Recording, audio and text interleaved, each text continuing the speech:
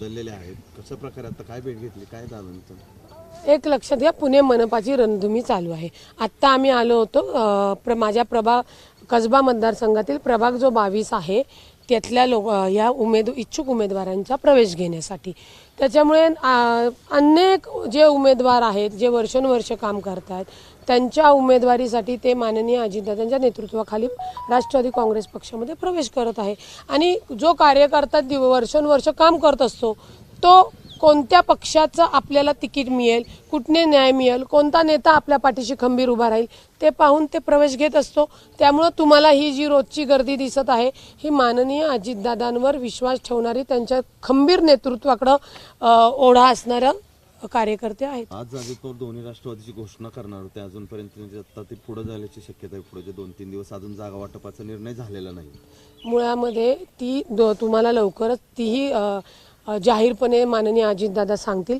बोलणी बाकीच्या गोष्टी या अपेक्षित असतात आणि त्या थोड्या पुढं मागं 1-2 दिवस होतात. आपल्याला 30 तारखेपर्यंत अर्ज भरायचा आहे. तुम्हाला 1 तारखेला पूर्ण चित्र समोर आलेलं असेल. राष्ट्रवादी काँग्रेस पक्षाने इकडे इच्छुकांच्या उमेदवार नाही, आता 2 राष्ट्रवादी ज्या होत झालेल्या त्या एकत्र लढणार ते सांगितलेलंच आहे. फक्त आता काय जागा वाटप आहे, पुढची काय दिशा आहे, निर्णय आहेत ते माननीय अजितदादाच जाहीर करणार आहेत. दोन्ही राष्ट्रवादी एकत्र अनेक ठिकाणी येताना दिसत नाही. कुठं दिसलं नाही तुम्हाला? तो निर्णय झाल्यानंतर तुम्हाला सगळे दिसतील. जसं तुम्ही सांगता सकाळी प्रचार वेगळ्या पक्षाचा करतात आणि दुपारी प्रवेश दुसऱ्या पक्षात होतो, तसा तुम्हाला मिकी भाऊ सगळे राष्ट्रवादी काँग्रेस पार्टीचे 2 जे गट झालेले आहेत ते एकत्र कार्यकर्ते काम करताना एक दिलानी एक ताकदीने दिसतील. दादांनी इच्छुकांच्या मुलाखती घेतल्या, त्यानंतर ही सगळी चर्चा सुरू झाली. परत रोज पक्ष प्रवेश होत आहेत, कार्यकर्त्यांच्या अडचणी वाढतात असं नाही वाटत का? कारण नाही, नेमकं ते इच्छुकांनी मुलाखती दिल्या, मग एकीकडे इकडेही अन्याय तिकडेही अन्याय. इच्छुकांना मुलाखती देण्यासाठीच हा कालावधी असतो. जी उमेदवार फायनल करायचे आहेत ते वरिष्ठ कोर कमिटीमध्ये बसून माननीय अजितदादा फायनल करतील. कार्यकर्त्यांवर कोणताही अन्याय नाही. एकतर निवडणुका जवळजवळ 7 वर्षांनी लागत आहे, त्यामुळे प्रत्येक कार्यकर्ता प्रत्येक पदाधिकारी हा स्वतःला प्रेझेंट करण्यासाठी किंवा माझं किती काम चांगलं आहे हे सगळ्या मुलाखतीमध्ये सांगतात. प्रशांतदादांनी जो निर्णय घेतला तो चुकला असं तुम्ही म्हटले, का चुकलाय तो निर्णय? एक लक्षात घ्या, प्रशांत भाऊ पुण्याचे महापौर राहिलेले आहेत, त्यांची आई नगरसेविका राहिलेली आहे. ते कुटुंब पवार कुटुंबाशी अत्यंत जवळ याच्यामध्ये. जेव्हा 2 गट झाले तेव्हा ते शरद पवार साहेबांसोबत थांबले.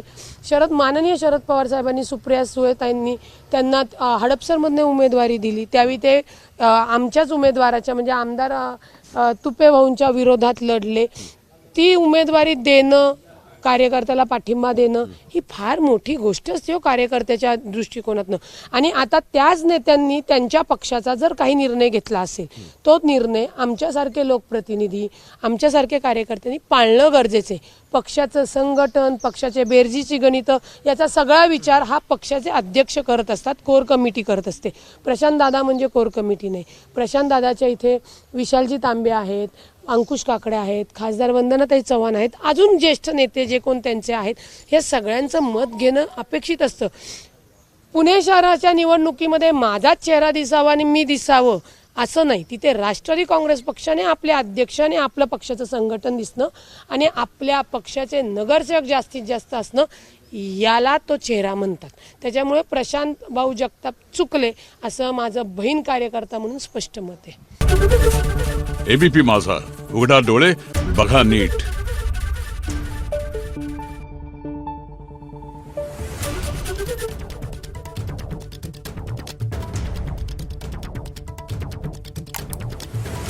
Thank you.